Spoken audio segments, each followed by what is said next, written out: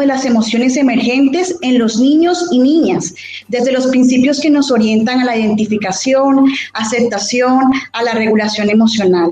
La influencia del adulto es determinante para que los niños y las niñas asuman esos criterios y actitudes, esas formas que les van a permitir manejar las emociones de forma asertiva, valga la redundancia.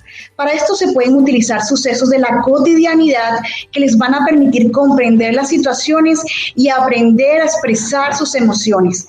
Es ideal que desde temprana edad se apunte a desarrollar habilidades socioafectivas relacionadas consigo mismo, con su mismidad, en el sentido de fortalecer su autoestima y autonomía, para que pueda hacer un buen manejo emocional cuando se presenten situaciones estresantes. No se trata de evitar las emociones, de reprimirlas, de ignorarlas o pretender luchar contra las sensaciones que producen. Estas son naturales en los seres humanos. Se orienta más bien a canalizarlas de modo que se haga conciencia que están presentes, reconocerlas hasta gestionarlas. Es común observar comportamientos inadecuados en los niños, por ejemplo, berrinches, pataletas, agresiones físicas y verbales a pares y adultos, así como actitudes beligerantes, recalcitrantes, negativas y hasta desafiantes que pueden obedecer justamente a que ellos no saben cómo expresar esas emociones que los invaden, y allí estriba el valor de brindar herramientas para el desarrollo de competencias emocionales. Algunas recomendaciones u orientaciones generales al respecto pueden ser en términos de emociones emergentes como la frustración y la rabia. Sentarse frente al niño buscando ubicarse a su misma altura, hablarle en tono agradable pero firme, explicar que es normal sentirse así. Ignorar toda acción de berrinche en el caso de que sea enojo, la frustración. Hay un dicho que dice: deja la bola rodar, que con el tiempo se ha de parar. Mientras esté en modo berrinche es más complejo abordarlo. Enseñar que hay otras maneras de demostrar eso que siente, por ejemplo, que pueda verbalizar, que nos cuente qué siente, cómo lo siente, que llore para que se desahogue, dejarlo en silencio si no quiere hablar.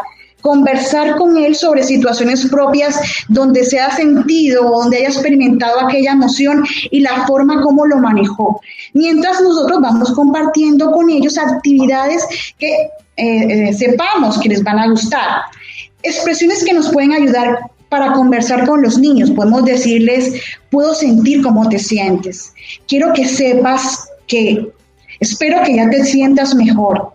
¿Quieres que hablemos? Esto frente a la frustración y al enojo. Si hablamos del miedo, el temor como emoción, es importante evitar hacer afirmaciones o emplear castigos y advertencias que puedan producir temor en los niños. Por ejemplo, cuando le decimos: si no te comes la comida, te quedas solo y encerrado en tu cuarto. Entonces ahí estamos alimentando ese temor. También muy importante estimular en las actividades cotidianas el ejercicio de la autonomía, delegando responsabilidades y tareas de acuerdo con su edad. Además de fortalecer y acrecentar la confianza con los niños y niñas a través del diálogo sobre esos aspectos que le preocupan, sobre esos aspectos que le inquietan, porque pueden tener pena de revelar abiertamente esas emociones. Algo que es fundamental es acompañar al niño durante la emoción, en el sentido que si tiene miedo a una situación o un objeto en particular, sus pensamientos pueden no corresponder a la realidad. Por ejemplo, miedo a dormir solo. Entonces, asistirlos en esta situación siendo muy explicativos y muy ilustrativos. Esto nos va a ayudar mucho a fortalecer el vínculo afectivo. Hay que escucharlos atentamente y no minusvalorar los temores, aunque suenen inverosímiles. Aunque suenen increíbles, no podemos minusvalorarlos. Hay que atender aún sus juegos y los diálogos reconstruidos en sus juegos, porque nos permiten identificar también sus temores. Frente a la tristeza, explicar o ilustrar que en contraste a la tristeza también existe la alegría. Indicar que esa emoción que está sintiendo será pasajera y va a aprender de esa experiencia. reconocer que la tristeza es una emoción que los demás también sentimos y aceptar que no siempre se puede tener lo que se quiere, entre otros. Bueno, esto es solo un pequeño abrebocas de todas las reflexiones en torno a recomendaciones a consejos a padres que se proyectan, incluso ahí te voy adelantando un poco, en los próximos productos que estaremos dando a conocer oportunamente. Muchas gracias. A usted, profesora Diana, y continuamos con la profesora Alejandra Pallares a propósito de cuáles son esas propuestas pedagógicas trabajadas en el contexto local, teniendo como base pues este tema de educación emocional desde su concepto, la importancia y las orientaciones generales que acabamos de escuchar. Profesora Alejandra, bienvenida. Ok, gracias nuevamente. Bueno, hola a todos. Contarles en este punto que como colectivo hemos diseñado 2 estrategias hasta ahora o productos en los cuales se ha compartido a los profes de los diferentes establecimientos educativos del distrito de Cartagena y tenemos entendido que muchos de esos profes los han venido desarrollando. Para citar algunas de las instituciones que han venido trabajando estos 2 productos que hemos diseñado, la Institución Educativa de Ternera, Fe y Alegría del Progreso, la Institución Educativa 20 de Julio, el Colegio Naval del Socorro, entre otras instituciones que hacen parte del distrito de Cartagena. Bueno, contarles que en un primer momento se diseñó la propuesta de un diario de la cuarentena, el cual llamamos en su momento el Cuarendiario.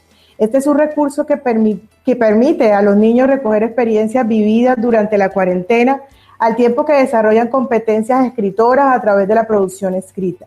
Este diario incluyó en su momento algunas orientaciones pedagógicas a los profes para motivar o impulsar a que llevaran a los niños a personalizar el diario, a que tuvieran una escritura espontánea, no calificativa ni evaluativa.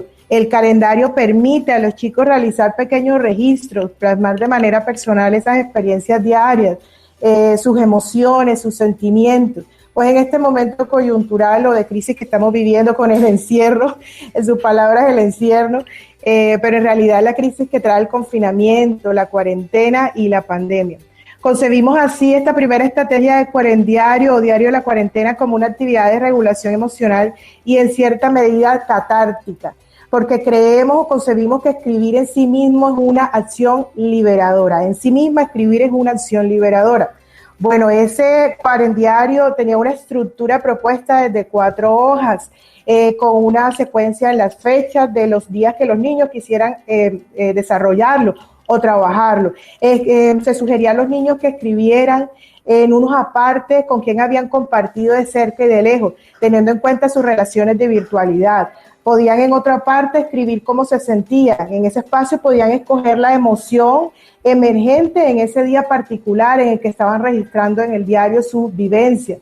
Podían escribir también algo de lo que hicieron en el día, recuperando las actividades que podían hacer en casa mientras estaban en el encierro. Y en otro espacio de pronto más libre de las últimas hojas de este cuarendiario, le permitía al estudiante a través de un dibujo o de una escritura libre expresarse de manera espontánea, como bien lo digo, de manera libre.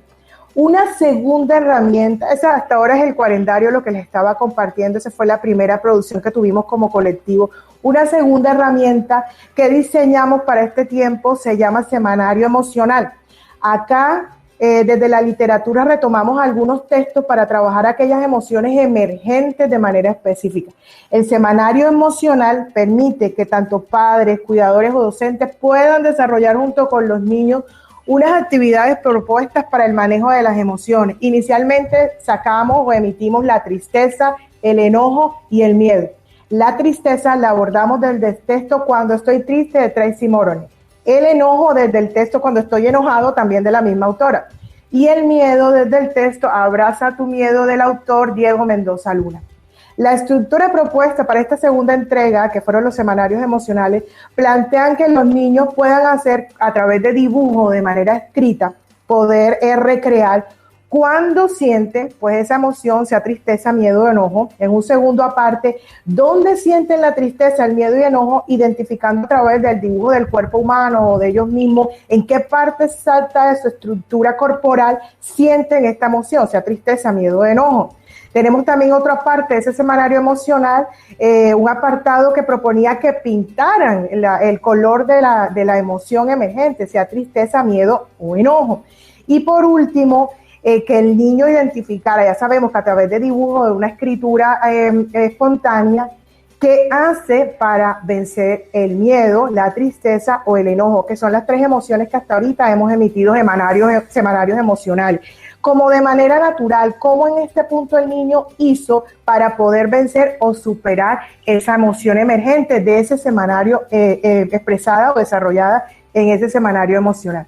Es maravilloso, y en este punto tengo que decirlo, es maravilloso encontrar en la literatura un gran aporte o recurso para trabajar la educación emocional, tanto en el entorno escolar como en el entorno familiar. Hace algunos años en la escuela únicamente conocíamos el texto de Ana Llenas, El monstruo de colores, pero ahora se han sumado otros aportes de la literatura que han sido supremamente importantes y que están vigentes, y que muchos de ellos son de autores colombianos. En este sentido, podríamos recomendar o sugerir otros textos literarios, como por ejemplo, Hasta que podamos abrazarnos, de John Bacon y Poli Dunbar, y Hola Miedo y Hola Rabia, creo que también sacó Hola Tristeza, del autor colombiano Álvaro Robledo. Para concluir, hacerles la invitación a los padres de familia, cuidadores y toda la comunidad en general que quiera, y profesores que quieran acompañarnos y seguirnos en las páginas fanpage CDA Maestra, que quieran acceder a toda esta información, a lo que hemos estado produciendo, tanto el semanario emocional como el cuarendiario, y próximamente la cartilla Emocionalmente. Fanpage CDA Maestra, o en la página de Instagram, o en Instagram los pueden conseguir como Educación Emocional Cartagena. Agradecida por la invitación, agradecida por este espacio académico en que pudimos compartir saberes, y bueno, la discusión y el tema sigue abierto, esperamos que en otro momento seguir compartiendo. Muchas gracias y feliz resto de tarde. Agradecemos entonces a la profesora Marta, a la profe Diana y a la profe Alejandra y Ana por acompañarnos en el Profe en tu Casa Caribe. A continuación, siga con la programación de Radio Nacional de Colombia. Feliz tarde para todos.